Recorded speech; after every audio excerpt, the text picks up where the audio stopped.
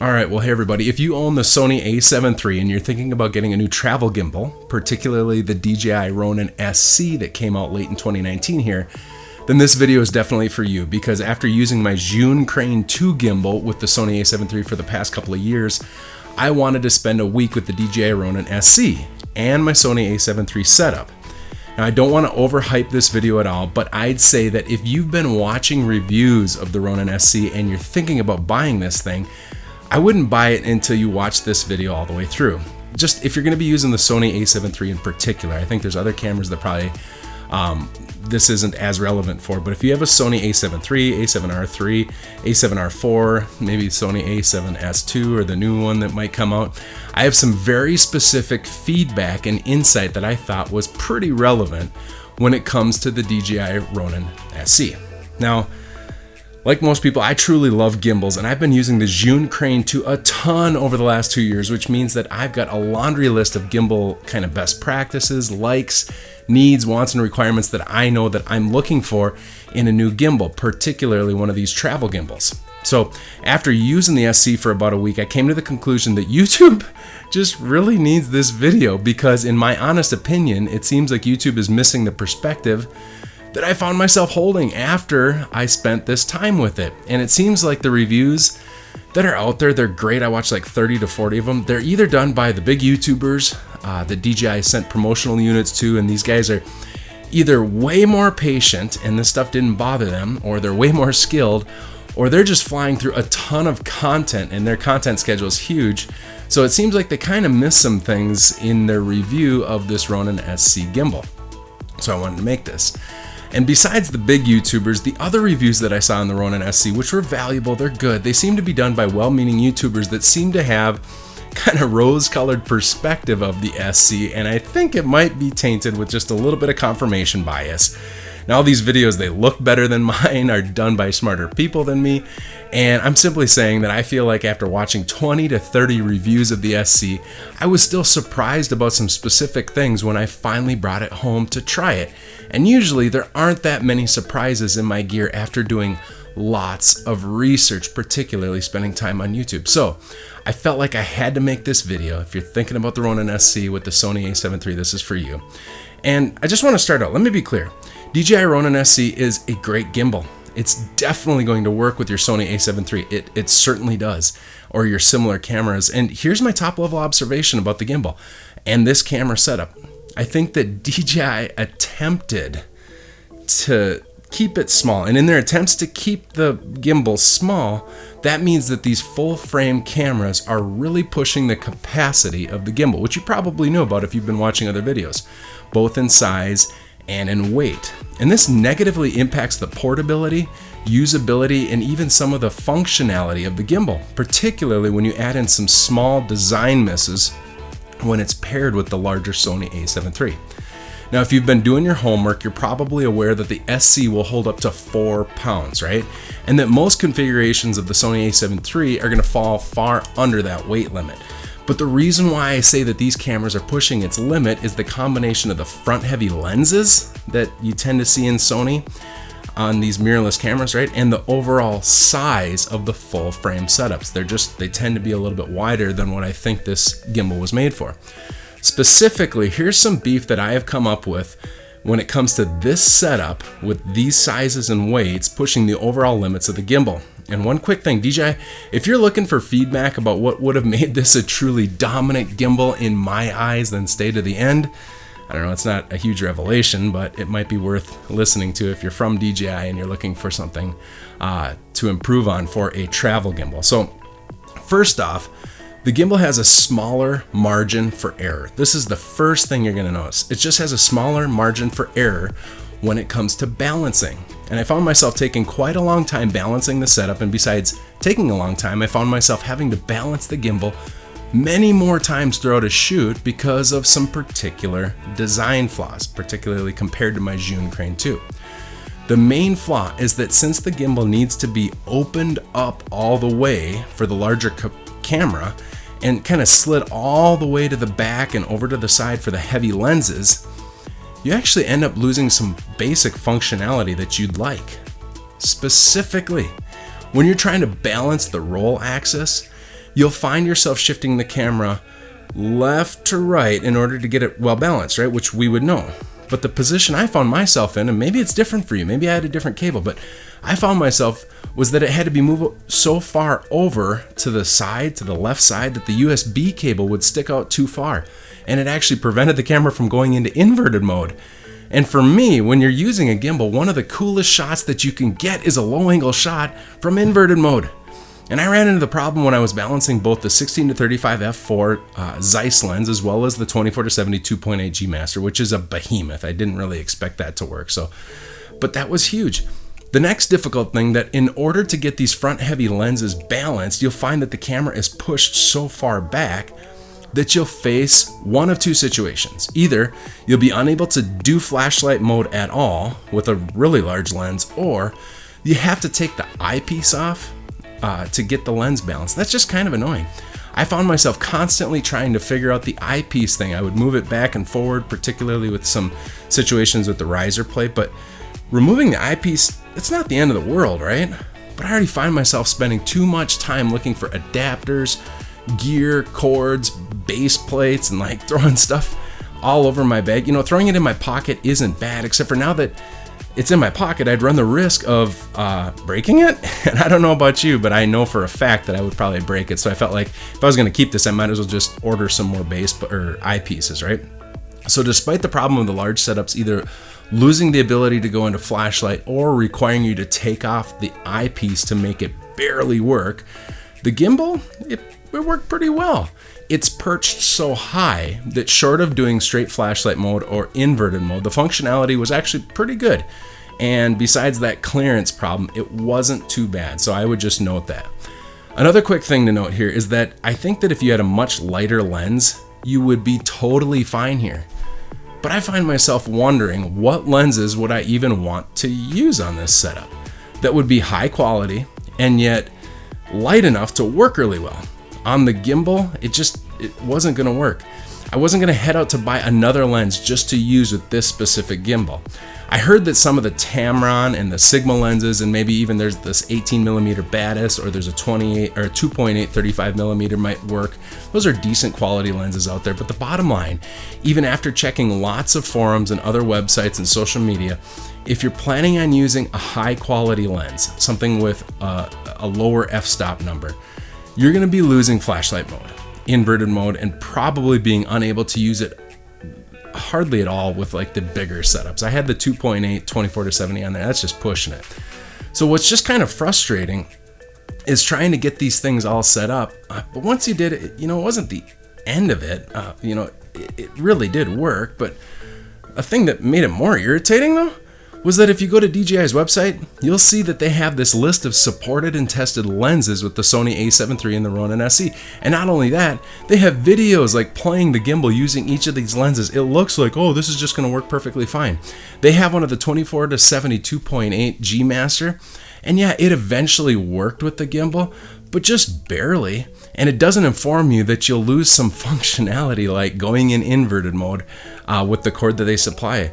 So you think everything's fine and dandy for configurations with the heavy lenses, but my recommendation is to change your expectation that it's only going to work with some of the very small prime lenses for the full frame cameras. And I used the 16-35 f4 and it kind of worked. You know, it would have been tolerable, but so here's a couple more things. So as of now, my Sony a7 III with the 16-35 f4 couldn't really do flashlight mode well, and it was totally blocked from doing inverted mode. I could not get that figured out. The cord just blocked it. But the next thing that really bugged me was that the setup is really inconvenient if you plan on taking the base plate off at all, or changing lenses with it, or like changing the center of gravity by zooming in and out like I would have on the 16-35 Zeiss.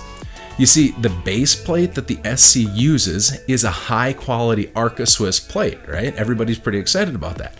And DJI has even placed a little marker so that you can mark off where you'd slide the plate onto the gimbal. But there's an interesting problem that I found myself facing because there's two pieces to the mount. And depending on which lens setup you have, that can change a lot. The Arca Swiss base plate is coupled with a riser. And it doesn't seem like a big deal, but it was a bit of a bigger headache than I anticipated when I first started doing it. First off, having two pieces for the Arca Swiss plate is problematic because the little riser plate along with the actual Arca Swiss plate means there's 2 more points of change that has to happen. Then you add on the slide lock on the gimbal and the height setting. That means that you have 4 points that you need to change if you change lenses or anything. And if I changed lenses or pulled the plate off or altered the center of gravity at all, I found myself back there having to make more adjustments than I really would have wanted to. It was just kind of annoying. In other words, that extra little riser plate specifically that added an extra point of change on that base plate made the included marker slider pretty much obsolete. You would have had to scratched off or marked on that riser plate where you were putting it to the Arca Swiss plate, and I found myself rebalancing too often and then spending too much time every time I had to rebalance. It just made it less of a pleasure to use than I'm used to, especially in comparison to my Zhiyun Crane 2 gimbal, which is just kind of a workhorse. So now lots of people won't find themselves needing to rebalance as often as I found myself, but if you plan on switching lenses or zooming in and out with a zoom lens or taking the base plate on and off again, you'll find yourself not only rebalancing things, but then needing to do the balance test where you put it to the side and you have to get 3 excellents or goods, and then you have to do this subsequent Autotune every time. Now, if you don't run the Autotune function, this is kind of an eye-opener. After changing the center of gravity or the payload or anything like that, you're gonna have problems. You have to run the Autotune function, which is different than what the balancing test is. And it was kind of interesting because something I had to learn on my own was that is basically required anytime you set it up. So I was moving around, I was having this wobbly footage even after it was balanced with an excellent score. So I scoured the forums. I'm like, is this really, everybody's so excited about this gimbal and I'm having these particular wobbles? It would just kind of bounce back and forth. But DJI's YouTube video setup explainers and like their website are super good, but it doesn't mention this. And basically you read the forums and DJI is on there saying, anytime you change payload, anytime you set it up, you need to do this balance test, yes, but you also need to go into the settings and perform the Autotune function. Wasn't a big deal, but I had wobbly footage before performing that test, and then even after it just wasn't that great. So that's something to note.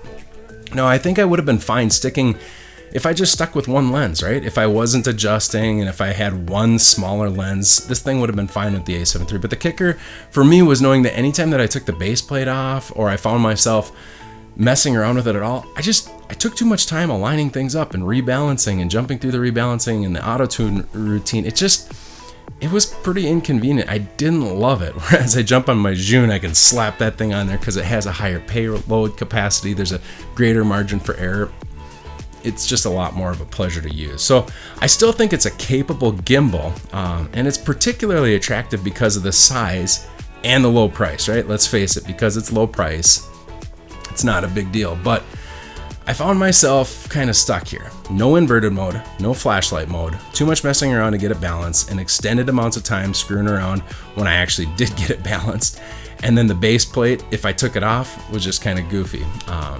But that wasn't the end of the world. But here's the next little criticism and observation that I had. And it started to add up, right? The original reason why I purchased this gimbal was because it looked like it would be a much more portable option than the big old Crane 2. And it was priced really low. But the main thing was definitely that portability. That's what I wanted. I thought I'd be much more likely to carry my gimbal with me if it was smaller. And in my opinion, it wasn't all that much more portable than the Crane 2, which sounds crazy, but let me explain it here. You see, I do think it's a great gimbal because it breaks down and you can get it into 3 smaller pieces, right? If you could throw it in a backpack really quick, it's going to be more portable. But what was weird is that the piece with the gimbal on it was very inconveniently sized. That piece was strangely awkward to get into a modern photography bag like the one I have from Think Tank or even my larger bags. Again, it's not like horrible. If you're gonna throw it in a gym bag, it's gonna work. It's more portable, but it was really hard to get into a typical photography partitioned section that usually you're putting lenses or cameras in, which is the type of bags that I purchase. That's what I have. I found that it's just awkward and it didn't fit. It's taller than most of the lenses that I own, and it's much wider than a camera is, which meant that it didn't fit photography partitions, just didn't fit. After all that, and after, all things being said and done, breaking it down for my particular configuration, which is probably different than yours, was not all that more convenient, and it left me just kind of stashing it on the side of my Mindshift bag, which kind of defeated the purpose. So it wasn't as portable as I was hoping. Now, this was my particular situation. I know that a lot of people will see this as it's not that big of a deal. It is significantly more portable than a traditional gimbal like the Zhone Crane 2, and my particular setup's different, so I totally get it. And this is inexpensive. You know, when it's this inexpensive, it's not a big deal. But I got one more thing here. Another thing that you want to be aware of is that you might find yourself struggling with a little bit of messing around when you have these larger lenses, right? And I don't understand how they're saying that you can add this phone thing onto it to do this tracking with most of the lenses that are out there. If you put the 16-35 on there, I mean, adding the phone on top of the camera itself makes it so heavy. I tried it a couple times. I barely had it working. But adding more weight to an already front-heavy, goofy situation just makes it more complicated. Another quick criticism that I didn't like is that the larger battery, it's in the handle, right? Compared to the Zhone setups that have the individual batteries. The Zhone batteries are individual batteries, and they're about the size of like 2 AA batteries, right? I can throw them in my bag. Now you could lose them, but it's different. This is like the whole handle is the battery. And with the SC battery base, yeah, you could keep a spare around, but it's bigger. It's just taking up even more room in my bag, and not the end of the world, but I prefer having the individual batteries that I can keep in a small pocket. And that handle is not a small pocket stash and go. So one more thing here, I've got the DJI Ronin SC was periodically wobbly. The footage would just kind of have a little like shoulder shake in it, and it just kind of got frustrating. It didn't work as well as I thought it was going to. Even though you'd get excellence on the balancing, even if you do the auto-tune periodically, it just kind of had a little shift to it that I'm not used to with my bigger setups. Now, again, my setup with the Sony a7iii, the 16-35 f4 Zeiss, it's heavy, we're pushing the limits of it, and that's my bottom line observation. It's pushing it. DJI, here's what I think you should have done. You should have taken the Ronin S and just made it able to break down. I think that if I had a large gimbal with the same payload that can easily balance something like the Ronin S can or the Zhone Crane 2s or the 3s, but it did break apart, that's all we need. Just allow us to throw it in a backpack if we want to. That's the only portability I think you really need to mess with. And then I think you need to rethink this whole using a phone on top of the camera to do the follow. It'd be really cool. Maybe you use I would get a little action cam if that would plug into the front and move around, something else, because putting the camera on the top is such a bunch of screwing around. It's impractical. It doesn't work. Hopefully that's helpful, guys. Subscribe if you like entrepreneurship, digital marketing, gear. Good luck in everything that you do.